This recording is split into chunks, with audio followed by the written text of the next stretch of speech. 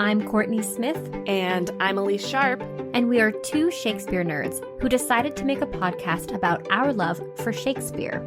In this podcast, we will tackle as many dimensions to Shakespeare's plays as we can by looking at the text, examining the historical context in which it was written, and how the text is viewed through modern lenses of feminism, racism, classism, colonialism, nationalism, ableism, all of the isms.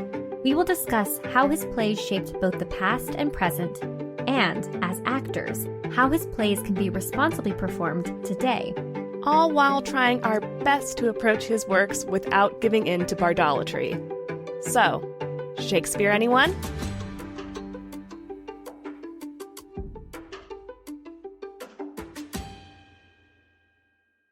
Hi listeners, it's Kourtney here. If you are listening to this episode after 2023, you might be wondering, who is this Korey Leigh Smith host? When we started this podcast, I went by that stage name, Korey. I've chosen to leave my stage name and, as you know, I now go by Kourtney. But before you enjoy past Elyse and past Kourtney's episodes in our back catalog, I wanted to clarify the name switch. Now that I've set that straight, I invite you to sit back, relax, and enjoy the episode. Hello, listeners. This is Kourtney. Elyse and I are so thrilled to continue bringing episodes of Shakespeare Anyone to listeners like you for free. We do this out of our love for Shakespeare, theater making, scholarship, and decentering dead white men. We put a lot of hard work into research, recording, editing, and generally producing a podcast.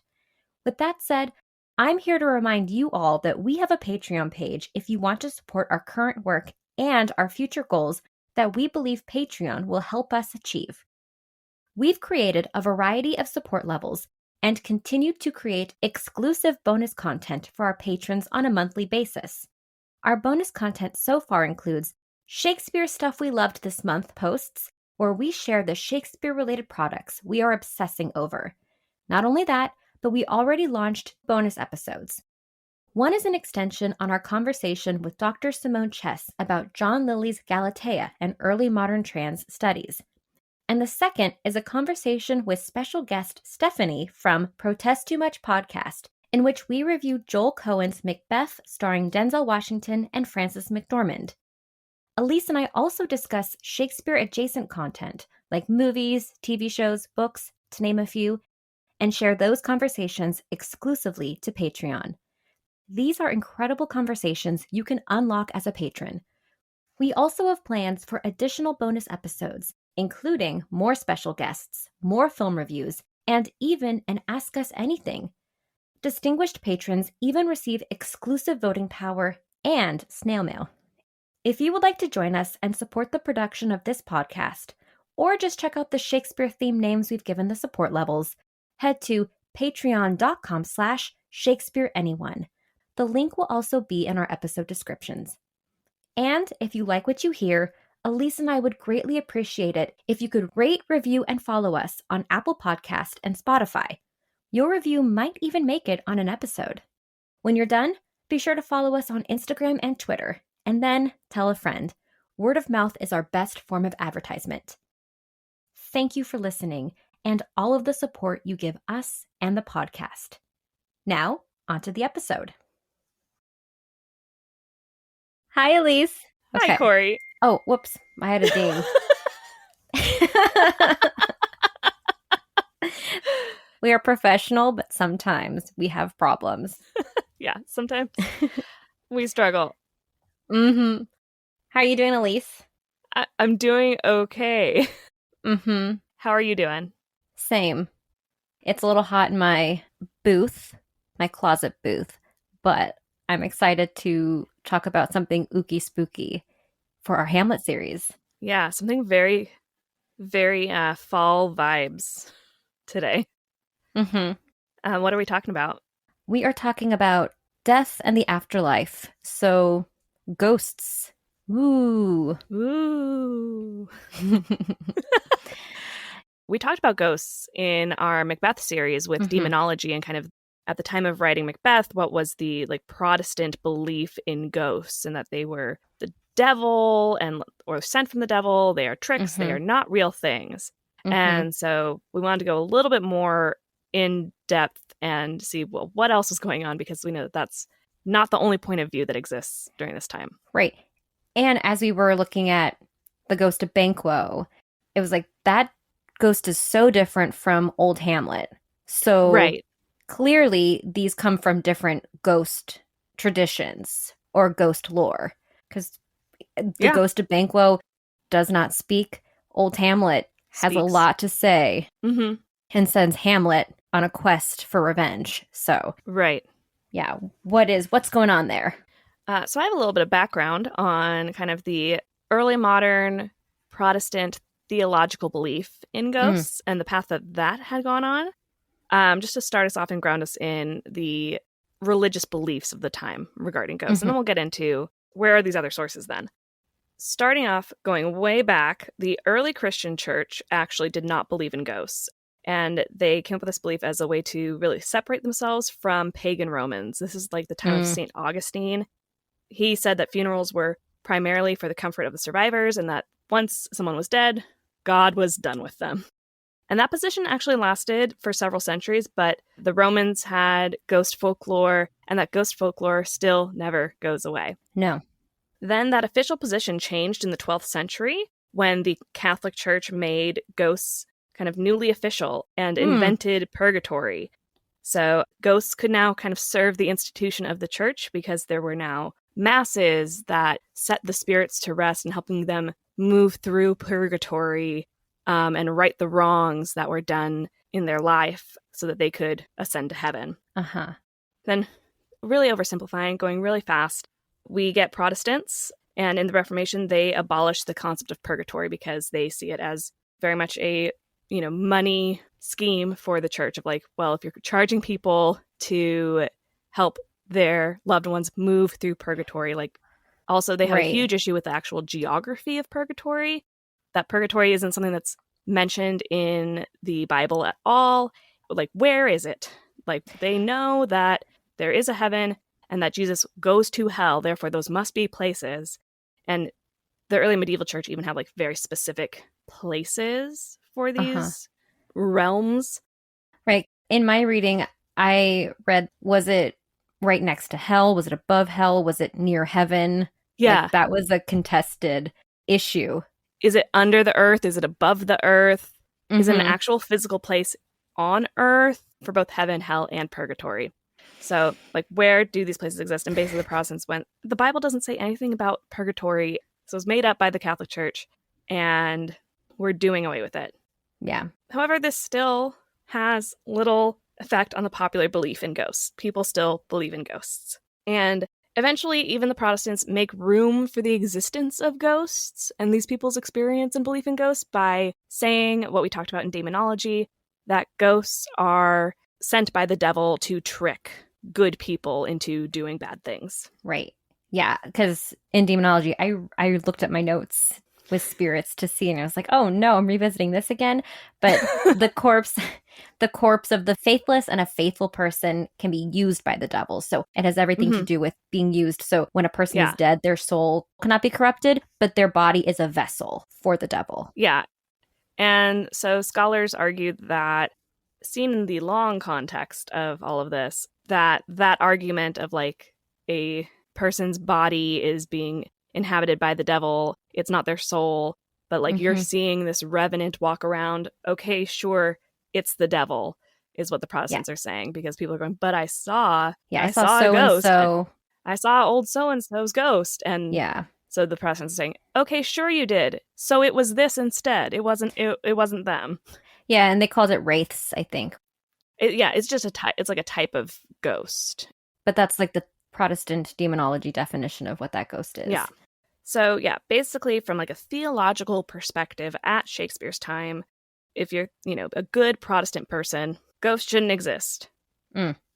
But we see them in plays like Macbeth, like Hamlet. So what other sources are out there for the ghost lore, right? Well, in their article, Shakespeare's Sad Tale for Winter, Hamlet and the Tradition of Fireside Ghost Stories, Catherine Beasley makes the argument that Hamlet is more informed by popular ghost stories than by Christian theology. Mm. So ghost stories, or as people in Shakespeare's time have called them, winter's tales, old wives' tales, they're a very popular storytelling oral tradition that are popular in winter as a way for people to pass the time because the sun sets early, it gets cold, you sit around a fire, and you tell stories. Right. Lady Macbeth, Yes. during the banquo scene, calls it a woman's story at a winter's fire, authored by her grandam. Yes, so these like passed down stories that are told often by women around fires. That's exactly right. My reading also referenced that. Lady M. Mm-hmm. So there are indications that early audiences saw Hamlet as a ghost story. Mm. When we talk about the ghost in Hamlet, all three early published texts of Hamlet are relatively consistent in their depiction of the ghost. In fact, according to the oldest production records we have, quote, Thomas Betterton, who played Hamlet in 1661, was able to make the ghost equally terrible to the spectator as to himself. Although we can be certain of almost nothing about the staging of the play in Shakespeare's lifetime, there is some evidence for a degree of continuity between Burbidge's Hamlet and Betterton's, unquote. So early productions likely saw this ghost as very scary. Uh-huh. Cool. And in fact, other ghost stories of the time match the depiction of old Hamlet. So a lot of times historians and scholars will point to the plays of Seneca and the plays of Plutarch as a point from which the ghost is inspired. Mm-hmm. But those ghosts aren't always avenging specters. Sometimes they come forward and they deliver a prologue about some wrong that has happened, and then they step aside for the rest of the play. They don't interfere with like the action of the play. They're not as integral in pushing the plot forward. Right. Versus old Hamlet, if he does not show up, there is no revenge. Hamlet is just sad. Mm-hmm. They probably contribute something, like there's probably some inspiration there, but not to the degree. One thing that we have in Hamlet that is not in Plutarch or Seneca is this like buildup of dramatic tension before the arrival of the ghost and before we even hear the ghost speak. Right. We hear about the ghost and we're told about the ghost, and then the ghost enters and it's scary and it's weird and it's unnatural. Yeah. And Senecan ghosts are recognizable as who they were. A little bit more like Banquo, whereas old Hamlet isn't instantly recognizable. Right. One thing that I read was that the Senecan ghosts and specters return from like a classical underworld. And there's also, Virgil is also an inspiration from the classical texts and like his Aeneid. And Virgil's ghosts are like disembodied shades. And so there's like less terror to them. But the ghosts from the medieval ghost folklore, they're like returning from the grave. Yeah. So one is far more terrifying. Yeah, with these ghosts, in fact, outside of Shakespeare and even prior to Julius Caesar in 1599, stage ghosts aren't uncanny. They're not mysterious. You don't have anyone asking, "What art thou?" It's like, "Oh, look, it is someone returned from the underworld."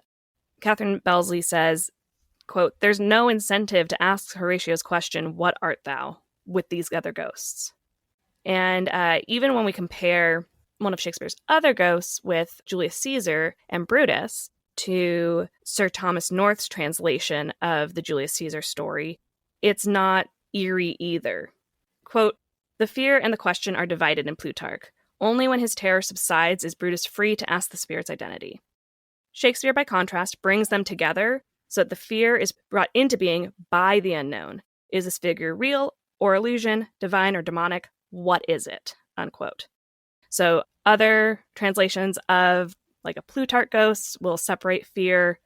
They might have fear, they might have that apprehension, but it subsides, and then someone can interact with the ghost. Whereas with Shakespeare, it's all in one. Mm-hmm. Yeah, Hamlet is like already engaged with the ghost, and he's like, "Are you good? Are you bad? Are you going to help? Are you going to damn me to hell? Are you like a trick of the devil?" So we do have some few surviving popular tales from vernacular ghost lore that do not seem to overlap with scraps of church teaching. And we have some access to material that retains vernacular elements to demonstrate that these stories survived into Shakespeare's time and beyond. So one of these stories is the legend of the 3 living and the 3 dead. These were, you're nodding. Yeah, I read about... Did you also come across this I story came across that story as well, yeah. Okay. Did you read what the story's about? No, I read about how it was depicted in terms of like the visual elements. So tell me, what is the story? Oh, okay. Because I have a little bit about that and you can probably tell me more. Mm-hmm. So this story has 3 richly dressed kings going out hunting and being very carefree and wealthy. And they are confronted by 3 corpses that are like dead. 3 corpses that are dead. 3 corpses that are decaying, they're gross, and the dead say to the living, quote, "As we are, so you shall be," unquote. And depictions of these revenants, these corpses that are like bony figures, naked, but for like their shroud, some tatters of their tattered shrouds. Clothes, worms devour them. Worms devouring them. Grotesque imagery. Yeah, so even now, there are paintings of this on walls of more than a dozen English parish churches, as well as one domestic property, that somehow survived the whitewashing of the Reformation. The Reformation. Protestants and the Puritans, yeah. Mm-hmm. Yeah, in at least 2 of the paintings, they are copied from a rendering in the Arundel Psalter of Robert de Lisle, or a shared original. So a couple of them match this book. And that manuscript is in really excellent condition and gives us an idea of how common people interpreted this legend. In this depiction of them, above the living kings are 3 utterances, which, here I go, reading some truly like older Middle English. Okay. Ik am afeard, loet ik say, methink hit beeth devils there. And then the 3 dead reply, Ik was well fair, such shall to be, for God's love beware by me. Which is like, basically, the first living king is like, I'm scared. And then his companion is like, oh, what do I see? And the third one is like, I think that there are devils here. And the dead again declare that they were just like them, and they were just like these kings. The kings will be just like them. Mm-hmm. Yeah.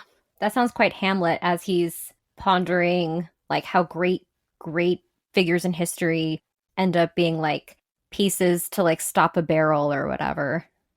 Right. And Hamlet even calls old Hamlet, the ghost, a dead corpse that has burst its cerements, cast up by the sepulchre to revisit the night. So he calls it a revenant, one of these like corpses that are like walking dead, instead of like a Victorian specter, Casper sort of situation. Some like Jacob Marley stuff. Yeah. Or more, in Lord of the Rings, the like dead kings. Yeah. Like that. Yeah. The army of ghost kings. Right. And most of these wall paintings date from the 14th century. And we have an alliterative poem that was assembled after 1426 that shows that the story continued into the 15th century. Yeah, that story was really popular, and there were transy tombs, which are these like life-size stone tombs that would have an emaciated corpse. And the 3 living and the 3 dead wall paintings was a very popular one on those transy tombs. And that was 15th century moving forward. Ooh, okay. Also, in that poem I mentioned earlier that comes out sometime after 1426, I'm going to call it the Shropshire poem. It's by author John Audley, and it develops the myth of these 3 kings even further. And it makes the 3 dead the fathers of the living kings, and also they're like doubles. So they say things like, make your mirror be me, much like how Hamlet is encountering his father, a dead king, right? And then there's a parallel poem that is written about the same time in Northwest England, where the ghost of Guinevere's mother appears at the hunt to warn the young queen against excess. Quote, like the 3 dead, this revenant, bare, pale, hollow-eyed, muddy, consumed by toads and snakes, urges her daughter to see her own future in this glass, unquote. And this is reflected when Hamlet urges Yorick to act as a mirror and says, quote, now get you to my lady's chamber and tell her, let her paint an inch thick, to this favor she must come, unquote. this could be the story of Guinevere's mother appearing to her and telling her not to engage in excess. Uh-huh. So that quote to Yorick is possibly a reference to this story that was about before. Guinevere's mother, the ghost of Guinevere's mother telling her, be wary of excess and overdoing things. So some of what Hamlet says to Gertrude or says about Gertrude might be in reference to this story of Guinevere's mother. Yeah, so Guinevere then saw her mother just like Hamlet and old Hamlet. And in fact, Belsey argues that when we first see Hamlet, his melancholy centers on his mother's frailty and the corresponding forgetfulness of the living. But after he meets the ghost, his situation changes and he's more focused on death itself and the possibility of his own death, as well as the need for revenge, because regicides don't generally live to enjoy their triumph.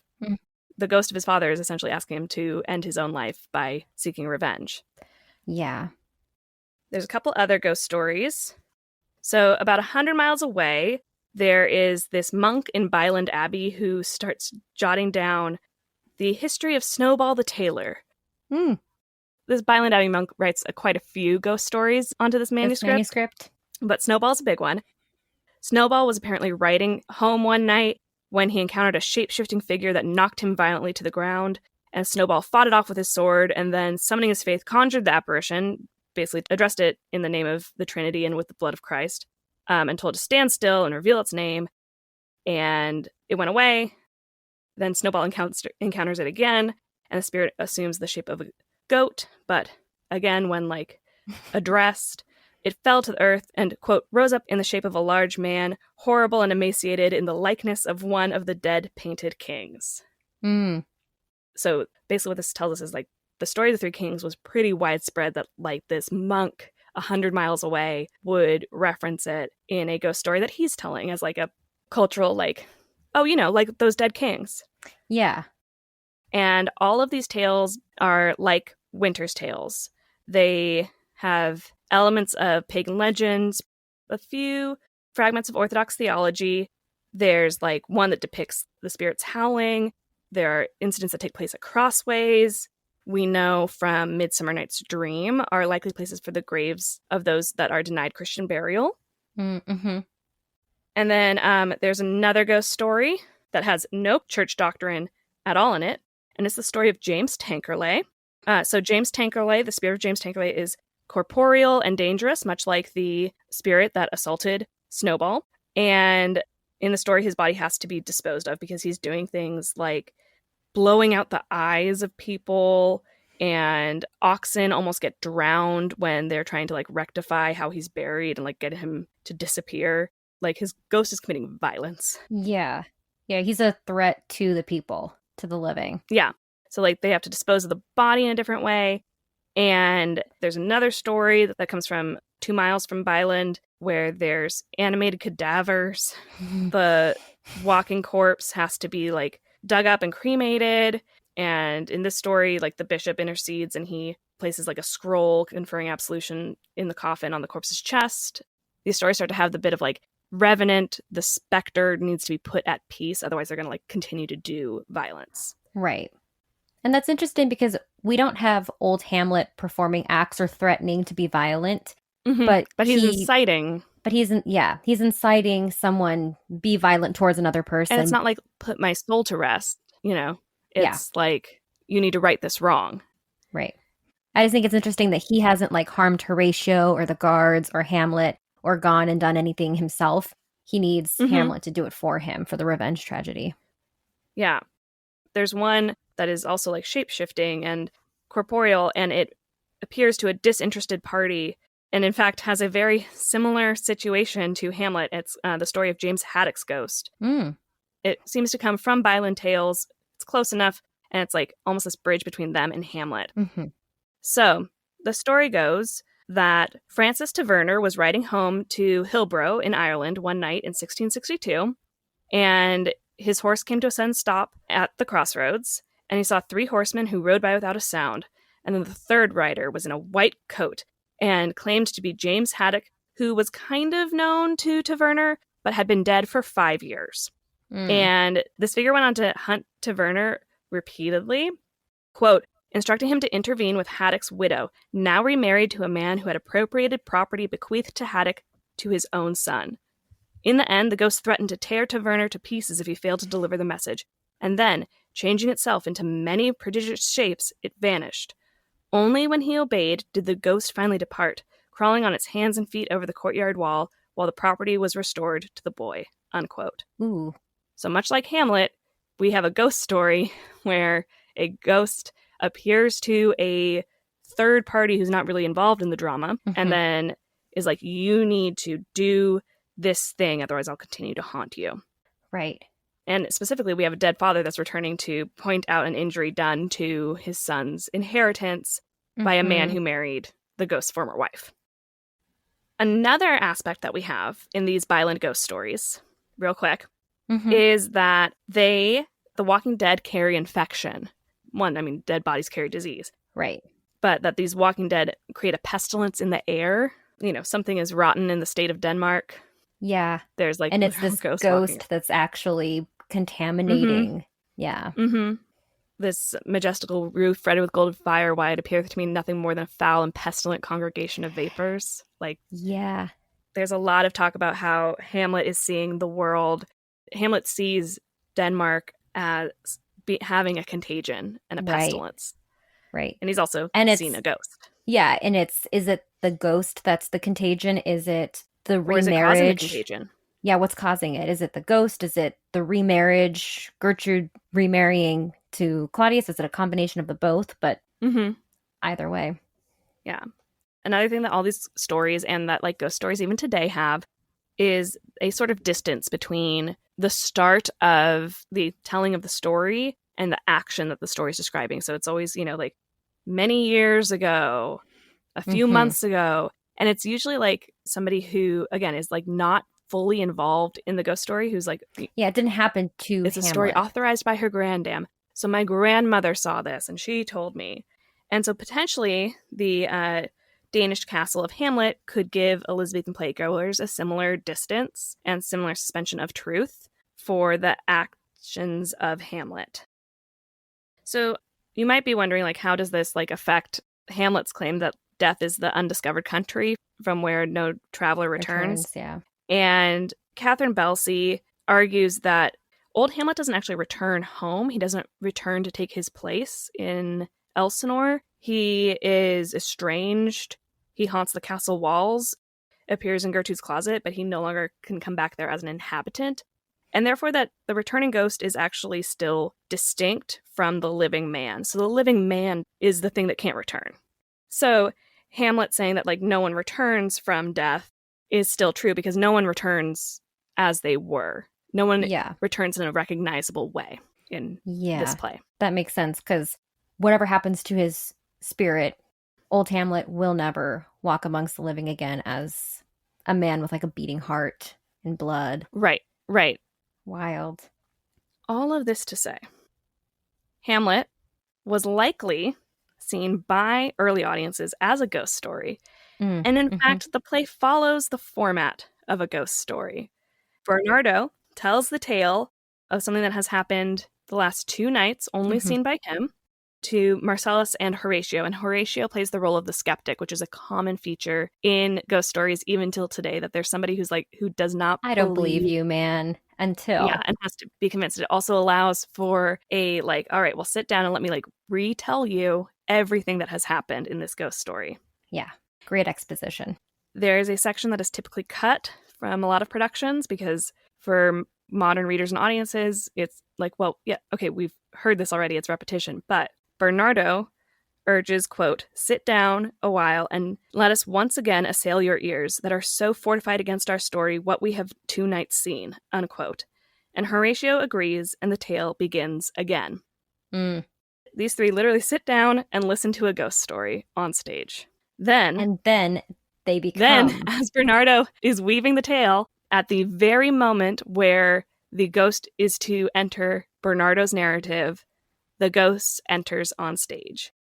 And Belsey argues that from that point forward, we are watching the ghost story unfold instead of listening to it. And the play that we watch is Bernardo's ghost story. I am obsessed with that. Yes. In fact, the play we watch matches Horatio's promised narrative from Act 1. It's a story of, quote, carnal, bloody, and unnatural acts, unquote. And the story ends with Hamlet asking Horatio to tell his story. I'm in love with that. I'm obsessed with this idea. That is, I want to see that. I want Hamlet, the ghost story, because it makes sense. It makes so much sense. How cool would it be to, again, like have this shift, this thematic shift when the ghost enters into the story of Bernardo and now like Horatio is living the ghost story. Yeah. That would be so cool. And I'm imagining too that because old Hamlet is less Senecan or Virgilian or Plutarchan and is more medieval or European pagan ghost folklore, that there's this incredible jump scare when he enters, and it's like the early modern The Conjuring or whatever, you know? Yeah.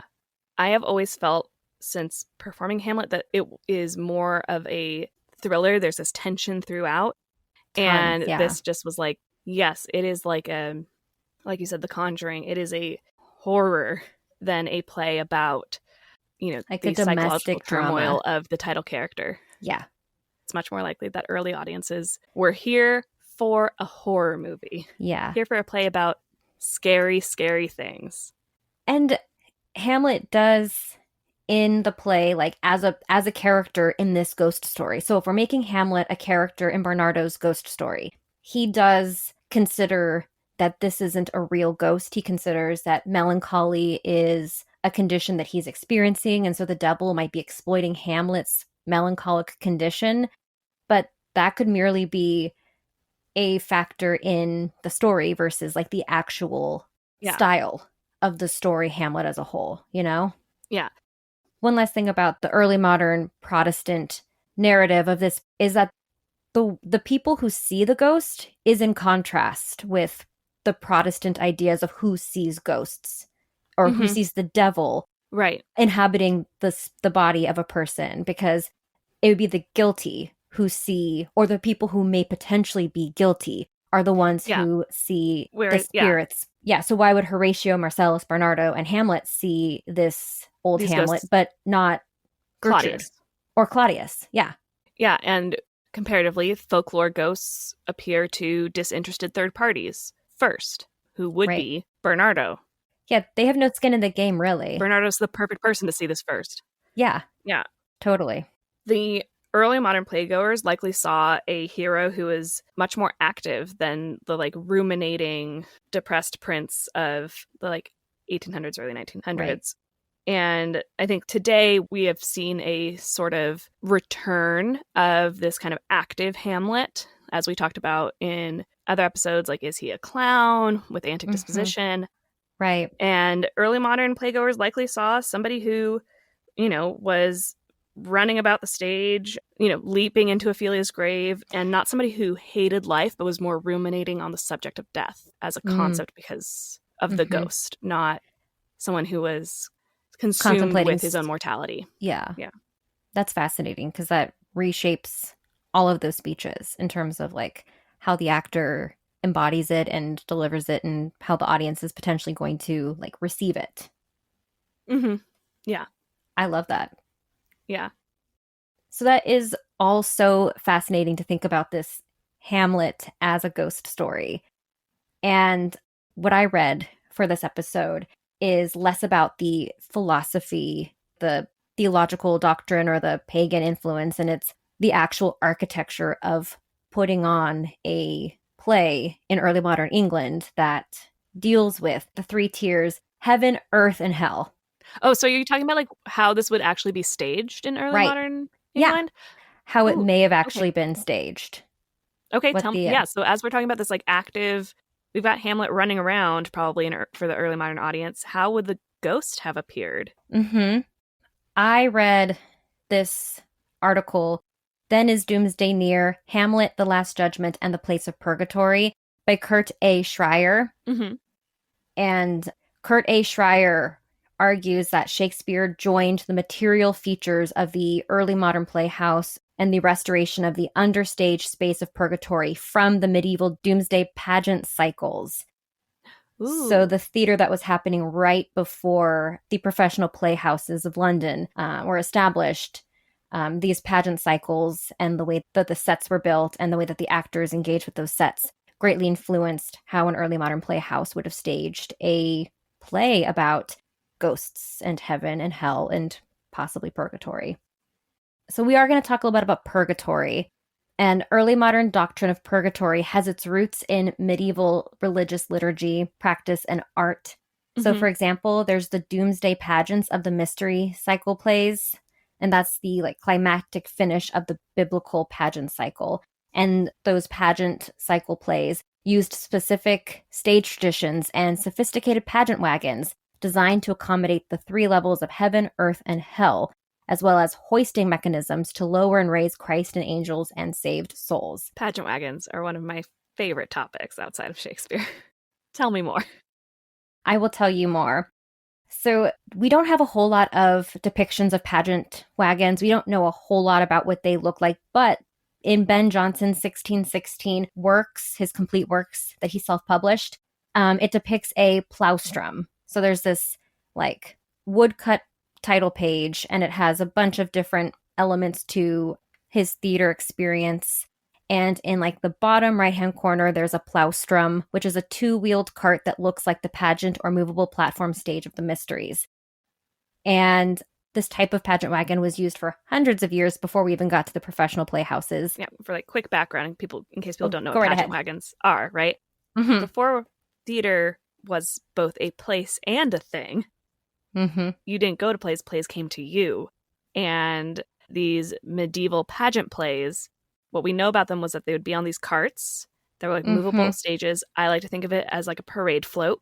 Yeah. And they would move throughout the town. And so there would be a scene on one float, one pageant wagon. And then once that scene was done, that wagon would move to the next stop. And there'd be another wagon behind it for the next scene. Yeah. And a lot of times for the miracle plays about the resurrection, the different guilds of the town would participate and give their talents and skills to the pageant wagon. So the one that I've heard the most is the Butchers Guild would always be helping out with the crucifixion because they have blood on hand from their jobs. So they can make a really gruesome crucifixion scene. Yes. There was also the York Mercers, and there are accounts of their pageant wagons and what they look like. And the 1509 and the 1519 accounts called for wagon loads of earth, plausteris terra, and that would have been for the Last Judgment stage. So that quantity of earth suggests the possibility that the floor of the wagon was made to look like a graveyard. So whatever their resources are, that would be hey, this guild is good at this or does this or has this resource. They are going to perform this part of the story. Yeah. Yeah. Truly community theater. Truly, yeah. It was totally every year the community would know it's coming up, and there was a lot of effort put into a lot of these pageant wagons. They weren't just cheap. Yeah. It was a point of pride and something that just the community did all together. A 1433 official inventory for the York Guild of Mercers includes an extensive catalog of materials for their doomsday pageant, and much of the inventory describes the features of the pageant wagon. So here I'm going to get into the pageant wagon for the Last Judgment, the doomsday. So that would be one of the last parts of this biblical story. Much of the inventory describes the features of the pageant wagon. At the ground level was the mouth of hell. The platform of the wagon may have served as earth, and that would have been complete with thrones of judgment for Christ and the apostles. In Chester, there were trapdoors that may have allowed reincorporated souls to rise from their graves. So that way there was this travel space between being in hell and being up on earth if you were playing one of the resurrected, the saved souls. And then last, in the upper level of the wagon, the top part of it was heaven, constructed upon an iron frame with iron supports. and a locksmith had to be hired at one point in 1451 or 52 to repair Heaven, which suggests that this hoisting mechanism was intricate enough to require skills beyond that of the average ironworker. So it was a total work of pride, and it would have been so cool to see what those look like. I wish we had remnants of the wagons. That's so cool, though. Like, Yeah. imagine having the skills to build a, like, 3-story or 3-level movable wagon. Right, where there's levees where, like, if you have an actor who's in the pits of hell and they end up being saved, they can just get, like, pulled on up through a levee system and, like, pop back onto Earth, the middle level, and everyone's like, that's so cool. And there's no technical difficulties. Wild. Yeah, so medieval pageant wagons could, if the guild was wealthy and crafty enough, could contain superstructures, which totally blew my mind because I guess I've never really given much thought to what a pageant wagon actually looked like or what it could do. Yeah. Early modern playhouses were anachronistic. They mingled out-of-date classical and medieval theater architecture to entertain a modern audience. So think of the Globe or think of the source that the New Globe was based on. So there's columns, pillars, a quasi-circular amphitheater design, and they also adopted the structural iconography of the mystery plays for the outdoor and indoor playhouses. Wait, so you're saying that when these theaters were originally built, they were already like, here's your old-timey theater space. Like, they already had ideas for the mechanisms as they were, and they also did take from other, like, spaces. It was like, here is, like, all this stuff mashed together from, like, previous iterations of theater. Yeah. So it would be like having a brand new theater complex. Being like, we're only using candlelight in this indoor space. Yeah. That's otherwise state of the art. Right, exactly. So that's how these early modern playhouses were designed. Yeah. And the playhouses also included the trapdoor, a stage floor, a star-gilt roof, and also they rematerialized the 3-tiered cosmography of heaven, earth, and hell of the medieval drama. Think of that pageant wagon with heaven, earth, and hell. So there's 3 levels in these playhouses as well. Mm-hmm. And my source, Schreier, argues that it makes no surprise that early modern playwrights also adopted the medieval drama's morality themes into their plays. They were taking from the structures of these mystery plays. Might as well take some of those themes. And early modern plays used the pageantry and stage architecture showcased in the plays of doom. So Dr. Faustus is dragged down to hell by demons. Hamlet's ghost shouts from the Globe's cellarage. And Ben Jonson's envy arises from the center stage trapdoor at the Blackfriars in Poetaster. Wow. Uh-huh. So if you go on a tour of, like, the Elizabethan theater at the Oregon Shakespeare Festival, for example, or any modern Elizabethan style theater, they'll point these out as the heavens and hell. The, like, trapdoor underneath is known as hell, and the balconies up above are known as the heavens. And they'll kind of explain of, like, oh yeah, like, this is where you would put, like, the gods, or ghosts or demons might rise from here or come from up there. But I did not know that it came from medieval pageant wagons. I didn't either. And the fact that the medieval pageant wagons, the medieval, like, cycle plays are, like, kind of ignored, I think, in contemporary theater seasons. We don't see a whole lot of medieval cycle plays. I know that York still holds their, like, mystery plays every year. Like, there's modern theater companies of color that have taken the pageant wagon concept and created a new iteration of, like, itinerant theater. Teatro Campesino in California is a very famous one that used the model of medieval pageant wagons and itinerant theater during the United Farm Workers movement. Do short plays for farm workers on their rights and what the movement was working towards. Yeah. Right. But like, you don't go and see the play Everyman, which is a 15th century morality play, in a modern theater season. Right. And I guess I'm thinking of, like, how the Globe Theater will produce Shakespeare's plays in original practice. Like, we're only going to use costumes of the time and all that kind of stuff. And I suppose York does do medieval plays like every year and they carry on the tradition. So that might be unfair of me to like expect more of it. But that's the pageant wagon, and the stages of the time, the playhouses of the time were influenced by like the mechanisms of the Last Judgment mystery play, or one could see how they would be. Oh, and one last part of the Doomsday play, the Last Judgment medieval cycle play that one could say maybe Shakespeare incorporated is Discretio Spiritum, which is where a person can distinguish between good and evil apparitions. It's a part of the Last Judgment mystery play. And the Hell and Purgatory's Discretio Spiritum action serves as a sorting of good and bad, followed by their eternal consignment. And in the case of Hamlet, if we're looking at it through Purgatory complicates the plot of the Last Judgment and it delays its resolution. So Discretio Spiritum likewise forestalls the immediate action of Hamlet's revenge by compelling the protagonist to discover the origins of his father's ghost and determine, are you good or are you bad? Ooh, interesting. Which, like the revenge tragedy, it would need to have a delay because we need 5 acts. Yeah. We need to sit people down to watch a play. Right. And outside of how the theater was designed and this delay of action, the text of Hamlet does allude to a lot of these doomsday pageants.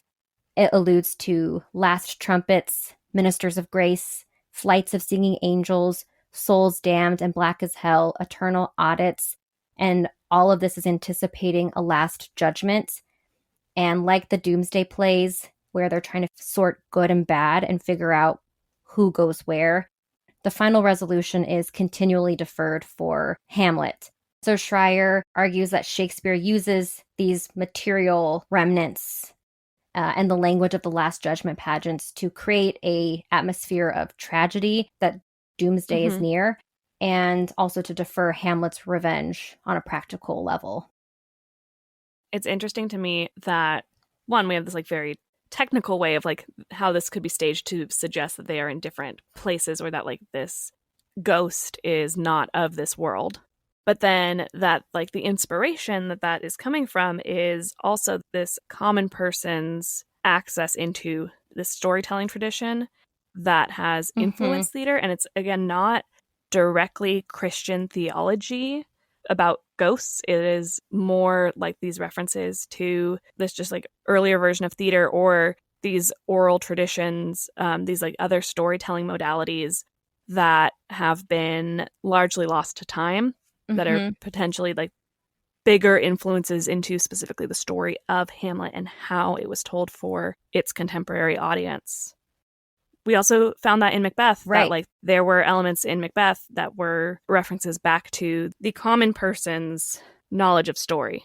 And I'm also thinking too that like the pageant wagons, the mystery plays were all written and performed before the Protestant Reformation and before this Protestant concept of ghosts and demons and devils. And what I hear today is people analyzing the ghosts and the death and the afterlife of Hamlet through that lens. But there's far more references, I think, to these ghost stories or these Last Judgment doomsday plays. Yeah. And my reading also mentions that the Last Judgment may have been the most popular scene that was depicted in medieval early modern church wall paintings before all the whitewashing. So, like, if we're thinking about mystery plays, the Last Judgment being the common person's experience with the church and with ghost stories, and then the Last Judgment being the most popular, most people at this time period were not able to read the Bible. If this is also one of the more popular things that's depicted on church walls, that means it's potentially right near the 3 living and 3 dead kings depictions. And so these things are, you know, potentially very tied together in the common imagination. Right. And it's within maybe 100 years ago. So it's, again, maybe like your grandmother would have seen this on a wall, right?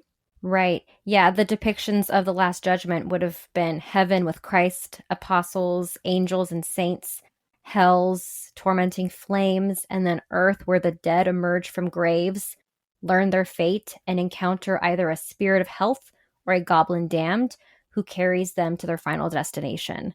There are these ideas of like, this is what happens in heaven, this is what happens in hell, and this is the experience you'll have on earth with spirits, whether good spirits or bad spirits. But purgatory wasn't a part of the conversation in the Last Judgment depictions on these walls. Yeah. Final thoughts.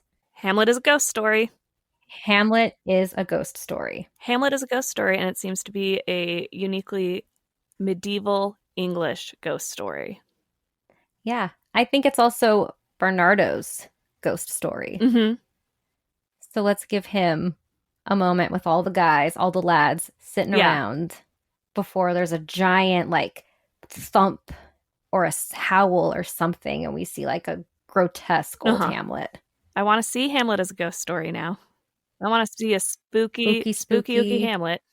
Because everyone thinks of Macbeth as like the Halloween the play. One. Yeah. The Halloween play. And it's like, hold on. For now, I think we can leave it at Hamlet as a ghost story. Let's start producing it in October. Love it. And with that, thank you for listening to this episode. Our kind listeners, we can no other answer make but thanks and ever thanks to our Patreon patrons, Shelby Gage, Alan Carlson, and Elisabeth Sharman. I'm Kourtney Smith. And I'm Elyse Sharp. This is Shakespeare Anyone? Thank you so much for listening to Shakespeare Anyone. Works referenced in this episode are available in the episode description. Our theme music is Neverending Minute by Sounds Like Sander. If you would like to support us, it would help us out if you would hit the subscribe button, like us, leave a comment, write a review, share us on social media, tell a friend about us, all the things. We'd appreciate it. You can also support the podcast at patreon.com/Shakespeare Anyone. Patreon patrons get access to exclusive bonus content throughout the year. The link is also in the episode description. For more, you can visit our website, shakespeareanyone.com, follow us on Instagram at ShakespeareAnyonePod, or Twitter at ShakespeareAnyone. For Twitter, that's Shakespeare Any and the number 1. Every other platform is spelled out like the name of the podcast. Now, because you listened all the way to the end of the credits, here's a completely random Shakespeare quote for you.